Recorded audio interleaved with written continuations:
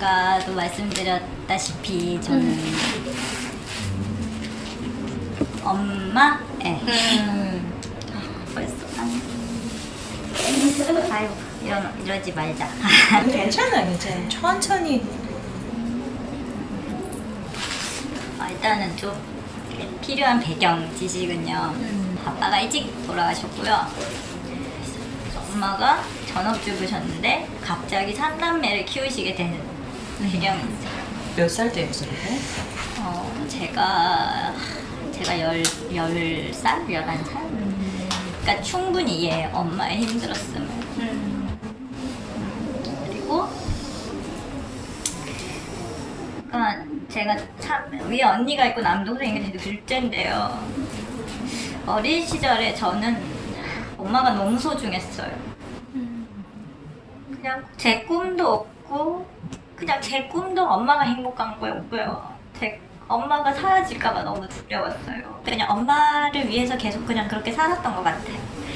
근데 이 사춘기 비슷한 게 20대 중반에 온 거예요.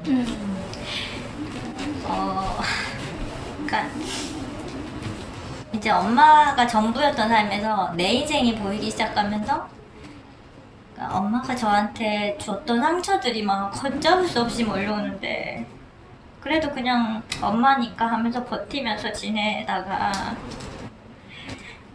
결혼을 하게 됐는데요. 제가 30살에 결혼했거든요. 근데 엄마랑 떨어지고 싶은 게 제일 컸던 것 같아요. 그래서 도망치듯 그래도 좋은 사람을 만나서 나왔는데 그러니까 뭐 수많은 상처를 다 이해하고 용서할 수 있었는데 도저히 용서가 안 되는 사건이 있었어요. 제가 지금 첫째를 출산하기 전에 한번 유산을 했거든요. 근데 유산을 한번 하고 힘들게 다시 첫째를 가졌을 때 그때도 유산기가 있었어요. 하혈을 하고. 그래서 절대로 저는 친정이 그리운 사람은 아니었어서 찾아갈 생각이 없었지만 그래도 좀 의사 선생님이 엄마 집에 가서 좀 쉬면 좋겠다 해서 갔어요. 엄마 집에. 네, 엄마가 아무튼 딸이 왔으니까 이렇게 음식을 차려주셨을 때 제가 그 냄새가 너무 역해서 근처에 가지도 못했거든요. 입덧이 너무 심해가지고. 그래서 제가 그 음식을 차려준 걸 먹지 못하고 반나절을 엄마는 음식만 차려주고 나갔거든요. 그래서 반나절을 기다렸는데 엄마가 안 오는 거예요. 제가 너무 힘들어서 밤 10시쯤인가 엄마한테 전화했어요. 엄마 너무 힘들었는데 와주면 안 되겠냐고. 막 음식이라도 좀 치워주면 안 돼? 내가 너무 힘들어서 갈 수가 없어 옆으로. 엄마는 저희 집 바로 옆에 있는 호프집에서 친구분하고 술을 드시고 계셨더라고요. 근데 멀리서 온 친구한테 미안해서 어떻게 그러네요. 결국은 그 친구분 보내고 12시 넘어서 집에 오시더라고요. 근데 제가 엄마한테 정말 기대한 건 아니었지만 유산기 있어서 온 딸한테 그렇게 하는 엄마가 너무 이해가 안 됐거든요. 그러니까 제가 그때 무슨 생각을 했냐면 내가 그래도 엄마한테 모정을 자꾸 바라는구나. 엄마한테 모정을 바라면 안 되는데 계속 모정을 바라는구나. 엄마를 보는 게 너무 괴로웠어요. 그래서 제가 임신을 했을 때고 유산을 했었을 때고 출산을 했을 때고 한 번도 엄마 생각이 안 나는 거예요. 그리고 큰애를 출산할 때는 내심 내가 애를 낳아보면 엄마 마음을 이해할 수 있을까? 사람들이 다들 여자는 애를 낳으면 엄마 마음을 이해할 수 있다는데 그래서 애를 낳아봤는데 나는 내 애가 너무 귀하고 예쁘고 너무 소중한데 어떻게 우리 엄마 나한테 그렇게 대할 수 있지? 해서 더 엄마가 미운 거예요. 그리고 한편으로는 제가 딸만 둘을 낳았는데 내 딸도 나처럼 엄마를 미워하면 나는 너무 죽고 싶을 것 같은데 이런 걸 어떻게 현명하게 잘 극복할 수 있을까? 자꾸 만나면 상처가 되는 일들이 생겨서 어느 순간부터 안 보기 시작했어요. 근데 살아있는데 안 보고 엄마가 죽으면 내가 안 갈 수 없을 것 같고 그냥 뭔가 이 상황들이 너무 해결해야 될 일 같고. 근데 이런 얘기를 어디 가서 털어놓고 누구한테 상담을 받아야 될지도 너무 모르겠고. 그래도 유산기 있었을 때 엄마라는 존재의 그 따뜻함을 느끼고 싶어서 찾아간 저도 너무나 불쌍하고 좀 애처롭고, 그렇게 찾아간 딸한테 그렇게 냉대하는 엄마를 보면서도 우리 엄마 정말 양심이 없나? 그냥 그런 생각도 들고. 근데 저 말고 언니랑 동생한테는 이런 일이 한 번도 일어나지 않았어요. 언니는 엄마하고 아무렇지 않게 잘 지내고? 그냥 저만큼 이런 감정에 골이 생긴 사건이 없었어요. 그래서 그냥 언니는 엄마가 불쌍해서 불쌍하대요. 그냥 남편 없이 저희 셋을 키워낸 게. 근데 저는 엄마를 보는 것도 너무 힘드니까 정말 그 결혼한 자식으로서의 도리만 해요. 통장으로요. 그냥 명절 되면 입금해드리고 생일 되면 입금해드리고 그거가 저한테 최선인 거예요, 지금은. 근데 그걸 안 하면 엄마가 나중에 죽었을 때 제가 너무 후회할까봐. 근데 그걸 제가 벌써 준비하고 있는 거예요. 엄마 때문에 더 이상 힘들고 싶지가 않으니까 엄마가 죽음에 이를 상황까지 제가 대비하는 제 모습을 보면서 어떻게 하면 이 감정을 이렇게 극복할 수 있을까? 그 전에 엄마가 자기 인생의 전부일 만큼 엄마를 좋아했었다고 했잖아. 좋아한 게 아니고요. 그냥 뭐라고 표현해야 되지? 그냥 엄마가 없어질까봐. 네, 그러니까 엄마는 항상 입버릇처럼 얘기했어요. 너네 버리고 간다고. 그러니까 되게 어린 마음에 두려웠던 거예요. 그러니까 아빠가 지병이나 이런 게 아니고 사고사로 정말 갑자기 돌아가셨어요. 그래서 그때 그 순간에도 아빠의 죽음보다 아빠가 죽어서 엄마가 떠나면 어떡하지? 그게 더 컸어요. 그러니까 엄마를 너무 사랑해서가 아니라 그냥 이 사람이 우리를 버리고 도망갈까봐. 엄마는 자식이 상처받을 거는 생각을 한 번도 하지 않고 입에서 다 내뱉었던 것 같아요. 그런데 아까 자기가 20대에 이제 집에서 정말 탈출하듯이 그때는 언제야 그러면? 제가 너무 독립하고 싶었는데 경제적으로 독립할 수 있는 상황이 못 돼서 어쩔 수 없이 그냥 엄마랑 20대까지 살았어요. 엄마가 없었던 적도 많아요. 그러니까 엄마가 저희를 키우기 위해서 타 지역에 가서 일을 하시거나 그래서 제가 혼자서 그냥 살림을 꾸려나갔었던 세월도 길었어서 삼남매는 한 집에 있고. 네네 있었는데 언니는 대학을 서울로 가서 그때는 오래 살았거든요. 저희는 오래 살았고 언니는 이 환경이 너무 싫어서 언니는 탈출구로 대학을 선택했어요. 그래서 언니 공부를 너무 열심히 해서 언니는 서울로 진학을 했고 저는 그거에 실패를 한 거죠. 어찌 보면. 그리고 그렇게 막 언니처럼 난 여기서 너무 탈출하고 싶으니까 공부를 또 열심히 해서 나가야겠 이런 의지도 없었어요. 그냥 난 엄마 옆에서 엄마를 보필해야 된다고 생각했고 언니가 저렇게 나가니까 난 집에 남아 있어야겠고 그냥 그랬던 것 같아요. 동생은 그냥 좀 자유롭게 살았어요. 남자애였어서 그런지. 그래서 동생은 사고치고 언니는 서울 간다 그러니까 네, 제가 그냥 엄마를 지켜야 된다는 생각을 했던 것 같아요. 대학생활도 한 번도 즐긴 적 없어요. 여유도 없고 수능을 치자마자 한 번도 일을 쉰 적이 없고 그냥 뭔가 엄마한테 도움이 될 모든 것들을 찾아서 했는데 그러니까 엄마한테 저는 그냥 약간 하녀 같은 거 있잖아요. 막 부리는 시녀 같은 느낌? 그러니까 저는 그렇게 옆에서 뭔가 엄마의 그런 거 다 받아주고 참아주고 할 수 있는 선에서는 내 육체적 노동을 통해서 엄마한테 경제적인 도움도 주고 했다고 생각했는데 언니가 대학을 졸업하고 이렇게 소위 말하는 번듯한 직장에 취직을 해서 첫 월급부터 막 몇백만 원씩 갖다 주게 됐어요. 근데 엄마는 그것만 그렇게 고마운 거예요.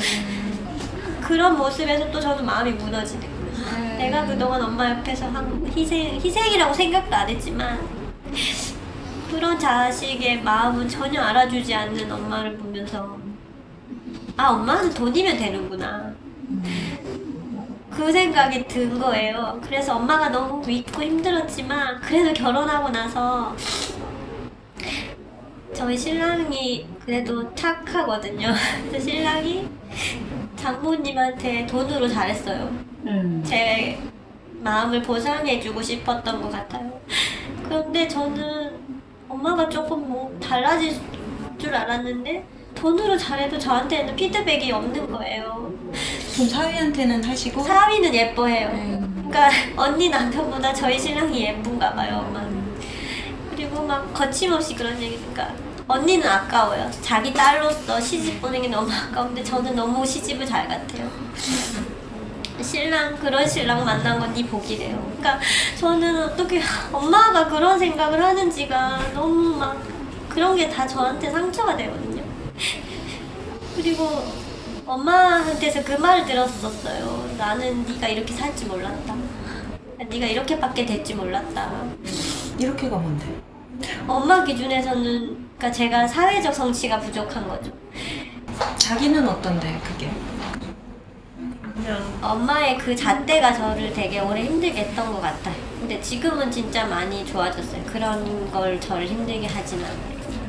엄마가 너는 참 결혼 잘했다라고 하는 거는 그 사이가 너무 괜찮고 괜찮은 남자한테 결혼 잘했다라는 뜻은 아닐까? 근데 엄마가 생각하는 괜찮은 남자의 기준이 뭔지가 저도 되게 궁금해요. 왜냐면 엄마가 생각할 때는 조건인 건데 그렇게 봤을 때 저희 시댁은 엉망이거든요. 시아버지는 알코올 중독자고요. 어머니 너무 무능하세요. 그러니까 경제적으로는 꽝인 집인데 그냥 저희 신랑이 대기업을 다니거든요. 그러니까 그 대기업에 다니는 거예요. 그래 대기업에 다니고 장모한테 잘하잖아 지금. 그러니까 그게- 장모 입장에서는 2, 3위는 되게 예뻐. 그러니까 장모 기준에서 괜찮은 거예요. 그러니까 내 딸의 남편으로서 괜찮은 게 아니고요. 장모로서 사위가 나한테 대하는 게 괜찮은 거예요. 근데 보통 엄마들은 내 딸한테 잘하는 사위가 좋지 않나요? 근데 딸한테 어떻게 하는데? 그 사위가? 자기 남편이? 모르니까 엄마가 그걸 알 수 있을까? 자기 생각을 묻는 거야. 그냥 그것도 번외의 또 다른 챕터야 지금? 거기 되게 복잡해. 아니면은 자기 남편은 자기가 볼 때 그 사람만 봤을 때는 나쁘지 않아요. 근데 저는 그게 뭐 남편이 대기업을 다닌다거나 뭐 약간의 월급이 조금 풍족해서 이런 게 아니에요. 그냥 그 사람 그래? 그건 괜찮아. 네. 아니 그러니까 네. 부모님의 그런 식으로 사람을 평가하는 기준을 가지고 계시건 말건 그건 엄마 문제야. 뭐 아버지가 계셨는데 아버지가 그러실 수도 있고 뭐 신부님이 뭐 어떤 기준을 가지고 자기를 어떻게 보든 그건 그분들의 기준이고 그분들의 세계관인 거고 일단 어쨌든 사위를 예뻐하시는 거고 자기도 그 사위와 그 자기 남편과 별 문제는 없어. 그렇다면 지금 엄마가 그 사람 그러니까 사위 잘 봤다 하는 거가 자기가 울 일은 아니야. 서러워할 일도 아니야. 언니에 대해서 뭐라고 하는지 그건 난 또 그쪽 사위까지 알고 싶지 않고 우리 너무 바빠서 그건 모르겠고 이게 네네. 그렇게 슬퍼할 일은 아니라는 걸 얘기해 주는 거야. 아 근데 선생님 제가 너무 엄마가 얄미운 게요. 형부랑 저희 신랑이 그 소위 말하는 스펙적인 기준에서 되게 비슷해요. 형부랑 신랑 같은 회사 다니거든요. 같은 회사 다니니까 월급도 비슷할 거 아니에요. 학벌도 비슷해요. 그러니까 그 소위 말하는 조건들이 비슷한데 형부는 너무 언니한테 못 미치는 사람이에요. 이해되시죠? 근데 저희 신랑은 저한테 너무 높은 사람이에요. 엄마 기준에서 그래요. 그리고 형부가 훨씬 잘 알아요, 엄마한테. 근데 우리 엄마는 우리 신랑이 더 예뻐요. 이해되세요? 우리 신랑이 용돈을 더 많이 주거든요. 그게 전 너무 얄미워요, 엄마가. 어떻게 어른이 그렇게밖에 그릇이 안 될 수가 있죠? 잠깐만. 그 보자. 어렸을 적에 언니는 전략적으로 어른들이 선호하는 루트를 선택했어. 그건 뭐냐면 소위 다들 지방에서 막 공부 잘해가지고 서울 가서 좋은 대학 나오고 대기업에 취업하는 그 루트를 선택했어. 자기는 엄마 옆에서 헌신을 다해서 가정을 지켰어. 어떻게 보면 그 가정을 지키는 사람이 없었어. 그러니까 엄마가 안 지켰다는 게 아니라 엄마도 일을 하러 어딜 가셔야 됐고 뭐 이런 누군가는 집에서 집안일을 돌보며 그래도 우리 집은 여기다 할 때 아 거기 돌아가면 내 가족이 있다 하는 그런 집을 지키는 역할을 자기가 한 거야. 네. 얼마나 힘들었겠어. 그게 이제 자기가 진짜 어른 돼가지고 결혼해서 가정을 읽어도 우리가 이렇게 허덕허덕 되는데 결혼 전부터 청소년기부터 자기는 늘 엄마 곁에서 그 역할을 자처한 거야. 그러니까 엄마는 자신이 힘든 일이 생기거나 감정적으로 뭐 얼마나 힘든 일이 많으셨겠어 애사를 할 때 그걸 되게 현명하게 풀지 못하셨어. 그런 상처는 우리가 아마 거의 다 가지고 있을 거야. 그 시절은 말을 어떻게 해야 될지를 모르는 시절이었어. 그리고 그 소통에 있어서 어떻게 하는 것이 상대방을 배려하는 건지 뭐 이런 건지 그냥 사는 게 너무 힘들어서 나오는 대로 뱉었어. 그러니까 자기가 옆에서 가정을 지키면서 가장 그것에 많은 폭탄을 맞았을지도 모르겠어. 남동생은 뭐 나가 있고 언니는 뭐 독서실 가 있고 그랬다면 대학도 가 있었고 하니까. 맞아요. 제가 좀 감정바지였어요. 엄마의 감정바지. 근데 보통 보면 한 사람은 그런 사람이 있다. 누군가 집에서 막 그 기둥뿌리를 안 무너뜨리게 하려고 막 이제 누군가가 돈을 벌면 누군가는 또 그 감정바지를 하고 있어요. 근데 그게 자기였어.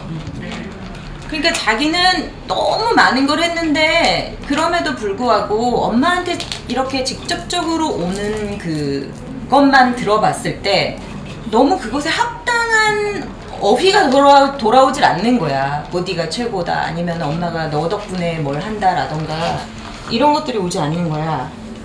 그러니까 내가 그걸 정말 그만큼 해서 아 그래 난 보람 있어 이렇게 해서 우리 가정이 그래도 이렇게 됐고 나는 그거에 대해서만큼은 보람을 느껴 이게 아니라 그거에 대한 합당한 대접을 못 받았기 때문에 자기도 희생자라고 생각하고 있고 실질적으로도 누구는 서울 가서 공부했는데 누구는 나가서 놀았는데 나 혼자 여기서 어린 나이부터 그렇게 했다라고 희생을 했어.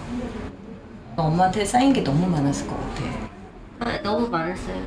그리고 실제로 그거를 근데 다 제 선택이었잖아요. 그래서 엄마가 시킨 게 아니라 제가 그냥 자발적으로 한 선택이었기 때문에 원망하지 않으려고 되게 많이 노력을 했거든요. 그러니까 항상 저는 엄마를 보면서 저런 엄마를 안 돼야겠다만 배웠는데 좀 두렵기도 해요. 제가 본 엄마가 또 저런 모습이라. 자기는 자기 딸하고 어떻게 지내고 있어? 아직은 애들이 어려가지고 근데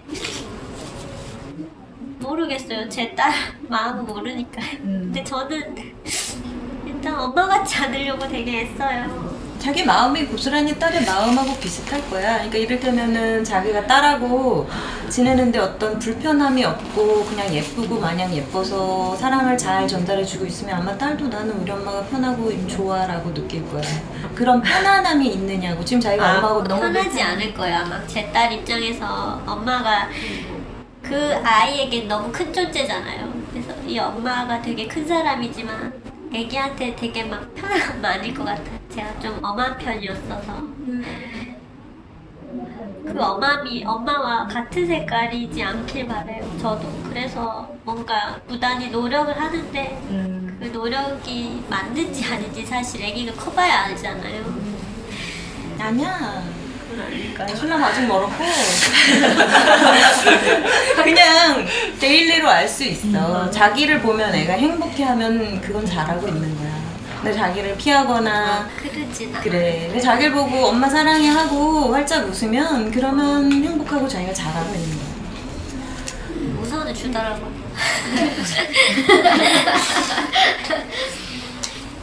이거는 말이야 되게 긴 이야기다.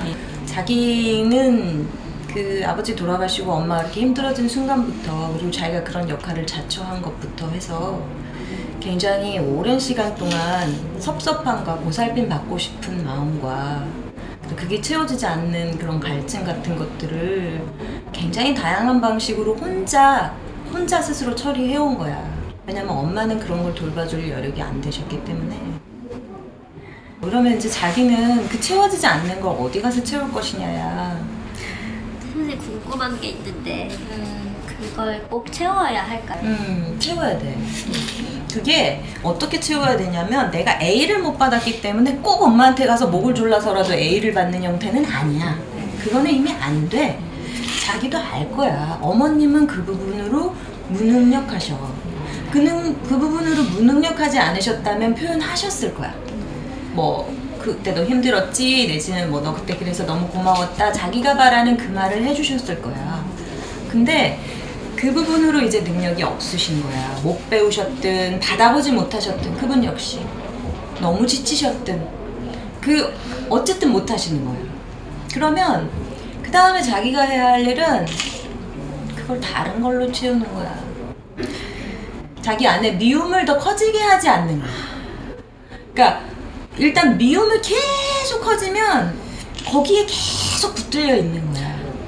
네, 그거 너무 힘들더라고요. 너무 힘들지. 그걸 안 하고 있어요. 안 하고 있어서 이렇게 지내는 요즘이 제가 30살 인생을 살면서 제 입으로 요즘 정말 행복해요 라고 말한 게 처음이에요. 그러니까 그 정도로 지금 되게 극복해서 잘 지내고 있는데 이렇게 노력하면 전 엄마를 용서하는 게 제 최종 목표거든요. 근데 용서가 될까 싶고 근데 용서가 안 되는 거예요 계속. 용서하지 말고 그냥 퉁쳐. 언젠가 내가 블로그에 그 글 썼잖아. 욕심인 건가요? 그러니까 엄마를 용서한 상태에서 엄마의 장례식장, 그러니까 엄마의 장례식장을 가게 되는 그 순간에, 네, 그러니까 제가 엄마를 미워하는 마음으로 죽음을 보고 싶지가 않은 거예요. 그리고 너무 잘 지내요. 아니야. 근데 나는 엄마가 힘드실 것 같아. 네. 자기 생각만 하면 그쵸. 그건 상대적인 거기 때문에 바보도 아니고 네. 소시오패스가 아닌 이상은 그래서 자기한테 못하는 걸 사이한테 더 표현하는 걸 수도 있고 아유 그래 결혼 잘했다 하고 간접적인 표현으로 할 수 있는 그런 것들은 하는 걸 수도 있어. 엄마도 이미 자기를 통해서 직접적으로 말하는 건 너무 껄끄러운 대상일 거야. 지금 자기가 여기 와서 이제 엄마에게 힘들었던 걸 이야기하지만 어머님이 여기 와서 말씀하시면 또 딸의 어떤 매몰찬 어떤 표현들 때문에 자기가 힘들었다라고 당신도 말씀하실 거야. 그러니까 이 소통이 힘들어진 어떤 부분에 있어서 이 실마리를 하나씩 찾고 그래서 그때로 뭐 되돌릴 건 되돌려서 같이 복귀하면서 다시 더듬고 화해의 지점을 찾고 서로 이해하고 이런 게 이제 막 한 2년 정도 상담받으면서 두 분이 같이 받으면서 하나씩 해볼 수 있어. 근데 꼭 그 방법만 있는 건 아니야. 보통 부부관계면은 그게 또 현재 진행형이고 이건 지금 과거 얘기잖아. 현재 진행형이고 매일 또 그 사람과 함께 부대끼면서 하는 거니까 그런 과정이 어쩔 수 없이 이제 공부하듯 대학교 졸업하듯 둘 관계에서 해야 할 때가 있는데 근데 전 저희 언니를 엄청 사랑하거든요. 근데 언니도 나이를 먹어가니까 저한테 너무 고맙다고 해주는 거예요. 근데 저는 그게 좀 필요했어요, 진짜. 그러니까 엄마한테도 뭘 대단히 큰 걸 바라는 게 아니라 미안했다, 네 글자를 바라는 건데 그게 안 되는 사람이 우리 엄마는. 그래. 그걸 근데 지금은 받아는 드려요. 그래서 그걸 받고 싶은 게 아니라 그런 엄마지만 내가 용서하고 싶은 거. 그 용서를 할 수 있는 거 그거 되게 어렵고 용서를 할 수 있는 사람이 되는 것도 욕심이야. 그러니까 무슨 말이냐면 이 관계 속에서 무언가를 정리하는 방식은 여러 가지가 있어. 근데 가장 좋은 걸로 정리하려고 하는 건 욕심이에요. 그게 저절로 되고 쉽게 되면 괜찮아. 뭐 각고의 노력 끝에 돼도 뭐 좋지, 훌륭해. 그런데 지금 자기가 지금 나이 몇이지? 자기는 계속 정리됐다고 말하지만 제일 먼저 엄마 얘기를 지금도 하고 있고 정리 하나도 안 됐어. 내가 26살 때 그 정도까지도 누구를 만나면 우리 아빠 얘기를 계속 하고 있는 거야. 선배 처음 본 사람한테도. 그게 왜 그런가 하면 그 의식의 탑에 그게 있는 거야. 내가 그거에 너무 짓눌려서 이것부터 해소를 하지 않고 이게 너무 억울하고 너무 아프고 막 여기에서 원했던 게 너무 많이 되지 않아서 이것부터 얘기를 하지 않고서는 누군가하고 관계를 뚫지를 못할 지경인 거야. 그래서 지금 자기는 명리학을 통해서 어떤 부분은 됐을 거야. 자잘한 부분, 그러니까 사이드가 됐을 거야. 그래서 언니하고도 화해를 하고 막 이랬겠지만 가장 중요한 부분이 되지 않았기 때문에 지금 이야기하는 거야. 우리는 정리된 것에 대해서는 더 이상 얘기하지 않아. 해도 뭐 이제 나중에 저도 그런 경험이 있었어요. 저쯤에 앉아서 이렇게 여기 오는 사람한테 얘기를 들려줄 수 있는 약간 그런. 그러면 나 같은 경우에 용서를 했냐?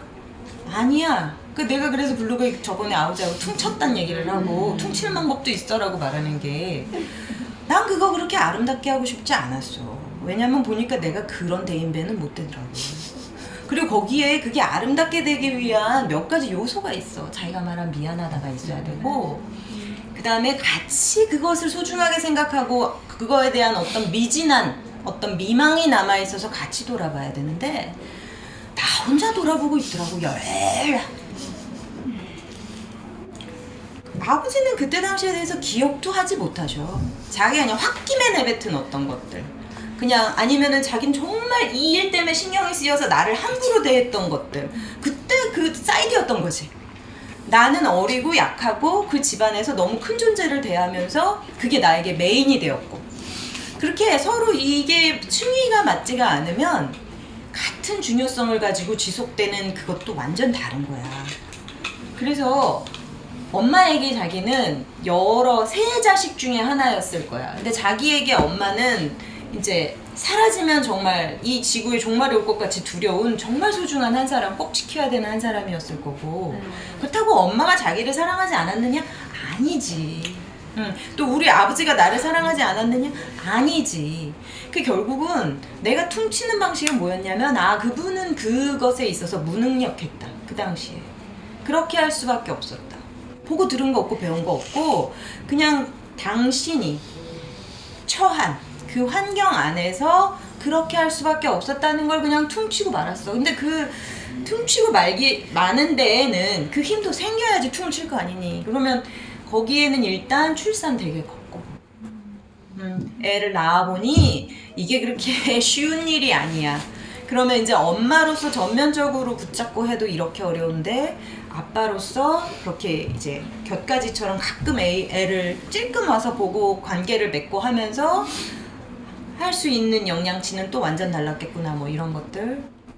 그 다음에 이제 엄마도 마찬가지지. 지금 아버지 역할을 하는 엄마였잖아. 그랬나봐요. 그래서 정리를 상호간에 하고 용서하고 화해하고 하면은 가장 이상적이지만 나에게 그냥 주어진 아버지 복은 이게 다구나 하고 받아들이는 방법도 있어. 예를 들면 우리가 지금 사실 많은 걸 받아들이고 있거든. 나는 이 거울을 보면서 나는 왜 키가 저렇게 크지를 않지 하고 내가 매일 나를 후려 파봐. 병이 되겠지. 근데 그냥 난 받아들였어. 그래, 당신? 그런 것처럼 사실은 많은 걸 받아들이고 있어. 우리가 뭐 무슨 저 삼성가를 보면서 우리 부모님 왜 저렇게 하면서 맨날 아니잖아. 그냥 다 많은 것들을 받아들이듯이 어떤 것도 때가 되면 그냥 받아들여야 되는 거야. 근데 자기가 그러기 위해서 약간의 아까 경험치를 통해 넓어질 수 있다고 했잖아. 그런 것들을 더 적극적으로 하는 건 적극 권장해. 효과적으로 해야 돼. 좀 세게 해야 돼. 자기는 지금 좀 약간 세게 해야 돼. 그러니까 나 저 아프리카 가고 막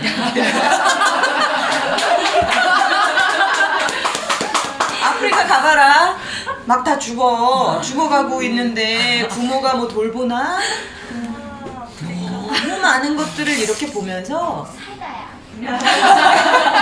사이다였어요. 그래요. 보면서 막 난 정말 내 발에 종기 난 거 가지고 엄살하고 있었구나 라고 정말 너무 시원하게 깨달음이 오는 때가 있어. 그거를 그 사람을 계속 붙잡고 한 거야. 그 사람 무능한데 거기서 그냥 할 수 있는 거 다 하고 이미 애진혁이 물러나 앉았는데 내가 계속 그걸 못 내려놓고 그걸 붙잡고 해보려고 한 거야. 거기서는 그냥 막 내렸고요. 그러면 나는 이 안 채워진 것을 어떻게 채우나 그걸 객관화할 능력을 가져야 돼요. 그러니까 이런 삶도 있고 이런 삶도 있고 그랬는데 나한테는 이런 삶이 주어진 거였구나. 그래서 이 키에 뭐 그런 아버지의 뭐에 이렇게 주어져 있었던 건데 그럼 내가 이게 완전 쓰레기 같아가지고 이거 버릴 거냐, 아니면 계속 거기 가서 붙잡고 이거를 계속 그 돼지죽을 만들 거냐. 선택해야 된다는 걸 깨달아. 그리고 선택하고 싶어져. 자기도 선택하고 싶잖아. 지긋지긋하잖아. 그러면 자기가 이것을 객관화시키기에 좋은 것이 무엇일까를 조금 더 센 걸로 찾아봐. 아주 직접적인 어떤 것들. 국내에서 가능한 건 없을까요? 그러니까 뭐 봉사활동 같은 것도 있을 수 있고, 아이들을 좋아한다고 했으니까, 그리고 자기가 전교사 아니어도 그런 걸 만약에 그런 일을 할 수 있다면 더 공부해서 특수학교 같은 것도 좋고, 나는 얼마든지 찾으면 길이 왜 없겠어. 네. 그걸 찾고 싶어요. 계속 찾는 중이고. 그러면 자기가 봐봐, 지금 30 넘도록 엄마를 계속 붙잡고 있었으나 거기서 솔루션은 안 나와. 그러면 내가 그걸 대체할 어떤 지혜를 얻어야 되는 거고, 그것을 대체할 어떤 분량의 어떤 내가 애정할 수 있는 활동이 있어야 되는 거야. 그래서 거기서 경험치를 계속 쌓으면서 지혜가 생기면 이제 어느 날 그래 됐다 퉁치자 이렇게 되는 거거든. 그러니까 자기가 그랬잖아 아까. 나는 다른 엄마들은 뭐 활동을 뭘 할까요 하는데 저는 그런 게 고민이 되지가 않고 자기 그걸 고민해. 전환을 해. 시야를 좀 전환을 해. 지금 근데 뭐 많이 하고 있는 것 같아요. 뭐 하고 있어? 털어봐. 저요? 요즘에 그냥 독서 모임 나가고 그 독서 모임이 좋아서 다른 엄마들에게도 전달을 많이 하고 있고, 건강한 생활 라이프 습관 잡히게 하는 거 많이 전도하고 있고, 네, 그 미라클 모닝 생활하면서 새벽에 3시간씩 제 시간 갖는 거, 그런 거 하고 있어요. 그리고 운동 꾸준히 하고 있고, 그러니까 뭔가 되게 저를 채우는 것들을 하고 있어요. 그것들도 다 좋아. 다 좋은 것들이야. 다 좋은 것들이고, 하나만 조금 더, 그러니까 삶을 조금 직접적으로 볼 수 있는 거를 한번 넣어보면 어떨까? 여러 가지 중에 직접적으로 삶을 관찰하고 자기가 이렇게 그 안에 들어가서 할 수 있는 것들 중에 뭐가 있을까? 아프리카 가야 될까요? 그것도 좋아. 그러니까 꼭 아프리카까지 아니더라도 뭐 제3세계 어떤 나라를 배낭여행 한 달 정도 해봐. 그리고 많은 그 결핍들을 한번 이렇게 관찰해봐. 거기에 물론 결핍만 있는 거 아니야. 그러면 그 결핍이 아닌 것, 이렇게 물질적으로 헐벗어서 우리는 그 물질적인 것을 채우려고 가족들이 그렇게 많은 걸 희생하고 내줘야 했는데, 이 사람들은 그럼에도 불구하고 행복한 이유는 뭘까? 그런 질문들이 자기를 살릴 거야. 한편으로는 되게 두려운 것 같아요. 그렇게까지 뭔가 그러니까 삶을 목격했는데, 그런 삶을 목격했는데 또 엄마가 떠오를까 봐요. 또 안 나지. 그러니까 이런 사람도 이렇게 행복한데 엄마는 왜 그랬지? 막 이렇게 될까봐 되게 두려운 것 그거 같아요. 한 방에 끝나나? 안 되지. 계속해서 까지 이게 붙어 있었던 건데. 저도 우리 엄마를 정말 23살까지 정말 미친 듯이 미워하고, 저도 애 낳고 친정집에 갔을 때 저희 엄마도 하루도 집에 계시지 않았어요. 그리고 다들 엄마가 왜 그래요? 아, 중요해요. 저희 엄마 하루도 집에 계시지 않아서 그때 제가 그 산후우울증으로 불면증에 와가지고 거의 하루에 한시가 겨우 꼬박 자면 정말 다행이고, 애는 젖은 먹여야 되겠고, 그런 상황인데도 엄마는 내가 밥 차렸으면 되잖아 막 짜증내고 막 자고. 우리 엄마도 그랬었어요. 엄마도 엄청 이렇게 미워하기도 했는데 그것보다 더 큰 문제가 저한테 딱 주어지니까 우리 엄마에 대해서는 싸게졌어요. 근데 그 더 큰 문제가 주어졌을 때는 그 엄마 따위로 내가 고민하고 있었던 내가 너무 우스워요. 엄마 따위가 될 수도 있군요. 그러니까 그거를 바꾼 거를 그거는 알 수 없는 거야. 지금 자기가 남편이 만약에 완전 개차반이면은 엄마는 옛날에 나버렸어. 그때는 그런 존재인 우리 엄마도 감사해요. 저희 엄마는 출산할 때도 엄마가 왔으면 좋겠는데 성당일 바쁘다고 한 보름 있다가 온 거예요. 보름 있다 쳐댔네. 그 다음에 다 그런 것 같아요. 봐봐. 지금 여기만 봐도 지금 자기 혼자만 되게 엄마가 너무 특이해가지고 홀대한 거가 아니 자기는 그래도 밥을 쫙 차려놓고 엄마가 근데 딱 한 번이야. 그거를 그렇게 카운팅을 딱 한 번이었지 뭐가 아니라 나에겐 그래도 그런 한 번이 있었어 인 거지. 그럼 어떻게 보는가 그 관점을 돌려놓는 훈련을 해주는 거야. 이렇게 바로 이야기만 들어도 되게 나는 불행한 거인 줄 알았는데 이게 순위가 막 올라오잖아. 다른 삶들을 관찰한다는 거 아까 아프리카 얘기했지만 웃었지만 그것도 마찬가지인 거야. 그러면서 이제 객관화를 시키고 내가 짊어진 이 짐이 1톤짜리인 줄 알았는데 알고 보니까 30kg짜리냐? 좀 창피한데? 막 이럴 수도 있어. 나도 그랬어 나중에는. 저희 친구가 지금 43인데 그러니까 엄마가 되게 밉다고 하셨잖아요. 그 친구는 엄마가 딸인데 본인을 사랑하실 줄 모르는 분이어서 딸 속옷도 얻어다 입히셨대요. 그 정도도 네, 저도. 그 정도. 그래서 그 친구는 그래도 용서가 되더라고 지금. 네, 너무 힘들었지만 가능하고 그냥 엄마를 포기하더라고요. 저기다 엄마한테 미안하다는 말은 정말 듣고 싶은데 아무리 사랑해도 그 말은 하실 수 없을 것 같다고 하더라고요. 저도 그러니까 이게 왜 그렇게 엄마한테 그 네 글자가 듣고 싶은가를 본질을 막 생각했을 때 엄마 사랑하는 거예요. 그러니까 더 힘든 거야. 그러니까 이런 엄마를 아직까지 애기가 엄마 바지 가랭이 붙잡고 있듯이 엄마 사랑해 하는 그게 너무 애절하잖아요. 그래 그러니까 이제 자기는 다 안 해.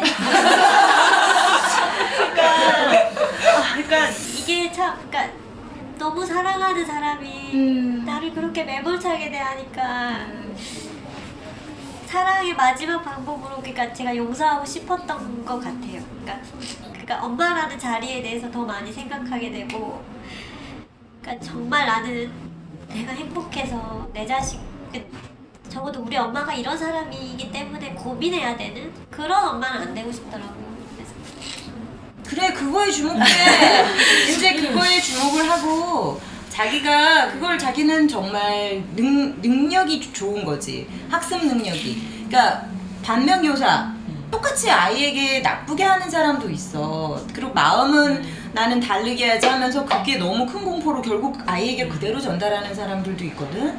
그렇지 않잖아. 그러면 이제 좀 집중하면 좋을 것 같아. 과거는 그만 놓아보내고 내 아이와 내 앞에 주어진 행복.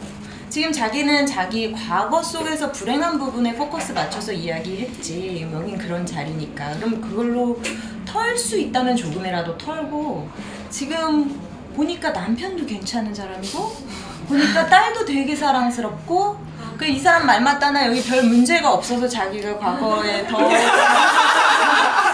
그런지도 솔직히 모르는 일이야. 진짜 애가 들어누워 있어봐 지금 어디 아파갖고 그러면 뭐 친정엄마 옛날 그거는 뭐 아무 이런 것이 어떤 치유의 한 방법이 되거나 위로가 되지 못한다는 거는 알아. 그러나 또 팩트이기도 해. 우리가 그 팩트를 확인하기 위해서 여러 경험들을 하는 거야. 가정 안에서 벗어나서. 그 안에서 정해진 서열이나 중요도 같은 것들은 너무 편협해. 내가 바깥에서 얻을 수 있는 많은 것들에 비하면 이게 내 성장의 근원적인 어떤 화분, 태초의 어떤 오리진이었기 때문에 많은 영향을 미친 건 사실이지만, 내 나이가 지금 30 정도 됐으면 이제 바깥에서 얻을 수 있는 것들도 너무 많고 이미 이 화분 외에 나한테 더 큰 화분도 있어. 그러면 그냥 그때 되돌이킬 수 없었던 것들, 그리고 그분이 능력치 속에서 어쨌든 우리가 모두 다 살아남았잖아. 모두가 살아남았어. 그럼 땡크 갓하고 나머지는 퉁치는 힘으로, 자 이제 용서하겠다는 힘으로 상향 그거를 하향 조정해. 나는 이제 퉁치는 힘을 배양하겠다 하고, 요렇게 정말 육성을 들을 수 있고 삶을 바로 견줄 수 있는 활동을 자기 지금 활동 속에 하나만 조금 넣어봐.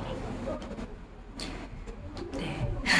나는 봉사활동 권하고 싶어. 아니면 제3세계 여행 같은 거 권하고 싶어. 아주 효과적이야. 네, 생각을 해볼게요. 오케이. 감사합니다. 아유, 수고하셨어요.